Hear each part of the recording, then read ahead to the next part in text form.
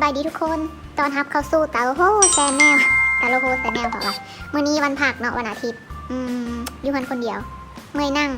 เมื่อยนอนเมื่อยลิงเกมสีพาไปเบิ่งว่า